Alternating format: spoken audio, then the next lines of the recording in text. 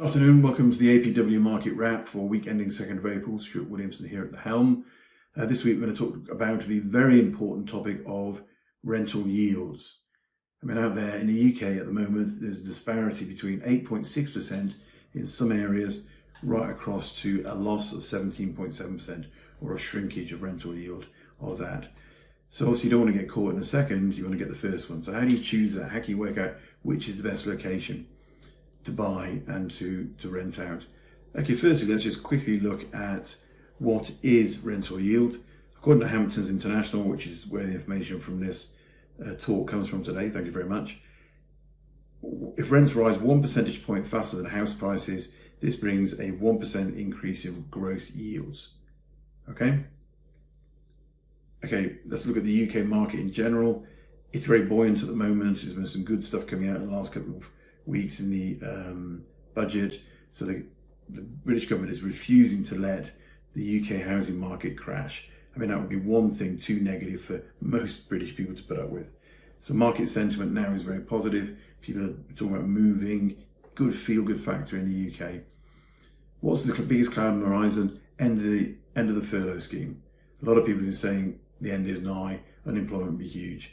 Now, Hamptons believe that's not the case because they're saying that because there's been a shrinkage of 15% in the actual supply of rental property in the UK, there isn't that amount of empty space left. So there won't be a lot of people moving out of flats because they can't afford them. That's already happened. And why is that rental market shrunk? Basically goes back to 2017 when the government brought in the end of MIRAS, Mortgage Interest Relief at Source. They phased it in over 3 years and it's got rid of that. So in the UK, if you're depending on MIRAS for your great yields, you're pretty stuffed really. In addition, because in the UK, you've got your income from your property, you then got your income from your job perhaps, and income from here and there, that's all going to be ramped up and taxed. Offshore, we're very lucky that we get our £12,500 tax-free income in the UK, plus a little bit more for expenses, and that's going to swallow up most of the rent. Over and above that, you set up an SPV and do a company to own property, which is no dramas. So that's the sort of overview of the UK market at the moment. What's going on in rental yields? In London, year to end of February, rental yields fell by 17.7%. I mean, that's terrible. Why is that? Because there's an oversupply and owners can't move in and live in it. So that's a real issue for them. So 17.7% fall over the last 12 months. However, outside of London, we're actually seeing very positive increases in rent because house prices are a lot cheaper. And go back to how you calculate it. If rents rise 1 percentage point faster than house prices, if house is cheaper, rents go up, better yield. We've got, according to Hamptons International, over the next year, 2021, this is an 8.6% annual yield in the northeast. Humber, Yorkshire and the West Midlands between 6.2 and 7.1%, and basically the rest of the country, Wales, Scotland, Northwest, East Midlands, East of England, Southwest, basically 5.2% plus. So that's the sort of yields you're going to get. So you've got this yield split division. Okay, how do you work out where the best places to buy? So you don't want to have that happen to you. Well, consider the actual demographics. What location is it? Is it the centre of a city? Is it a commuter town? Is it somewhere that's ring fenced from COVID? Then we look at, okay, is it a super affluent location? Then in the top 10 affluent locations in the UK, Hamptons found that they had an average rental yield of 4%.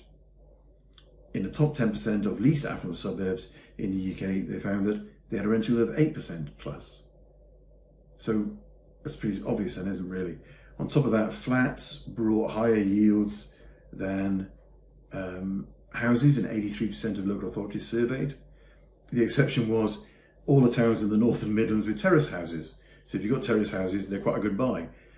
Nationally, average yields 4.6% for every additional bedroom and 0.1% for every extra 10 feet of space. And again, that goes back and says 1 or 2 bedrooms are better. You think about it, if you've got a kid living in a bedroom, they're not going to pay the rent. The garden's not going to pay the rent. So these are things to bear in mind.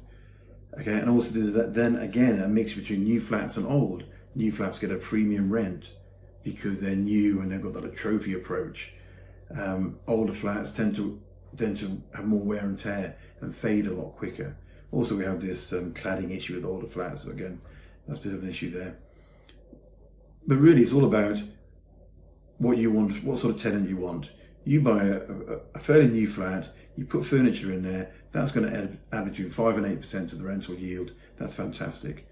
Okay, you buy a terrace house in Ellen Road, then you're going to get a long-term tenant that will give you a good yield as well.